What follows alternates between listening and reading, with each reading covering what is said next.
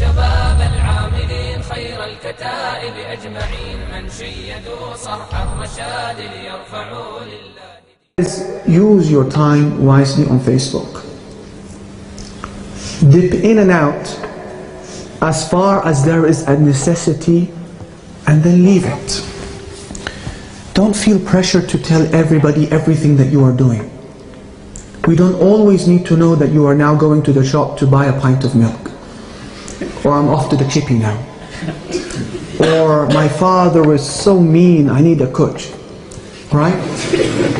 And then they say to her, inbox me, babe. Right? And then she's thinking, I got it. This is how shaitan works with us. Do we have this much time on our hands to give people profile status updates over every move and step and thought that's going through our mind? Wallahi, ya ikhwan, sell me some of your time. I wish time can be sold in the auction.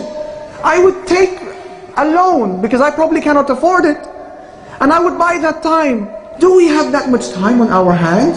إِنِّي لَا يَحِلُّ لِي أَنْ أُضَيِّعَ سَاعَةً مِنْ عُمْرِي. Ibn Aqil says, I have made it impermissible for myself to waste a single hour of my life.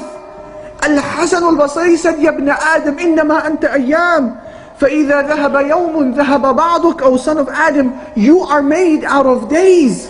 Therefore, if a day leaves you, part of you has left you.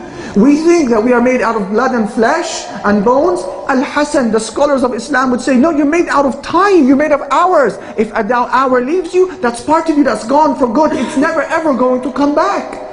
You are made out of time. What are you doing with your time? Imagine yourself, brothers and sisters, running to a family, your wife and your children who are on the brink of dying from thirst, and you have a bucket of water. How fast will you be running to get to them before they die?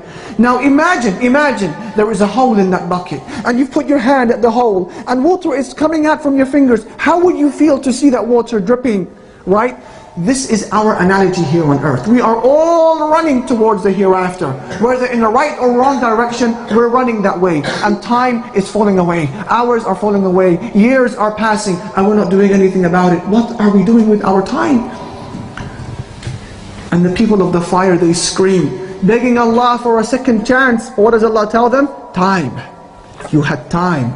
أَوَلَمْ نُعَمِّرْكُمْ مَا يَتَذَكَّرُ فِيهِ مَنْ تَذَكَّرْ وَجَاءَكُمُ النَّذِيرُ. Did we not give you lives long enough? Time.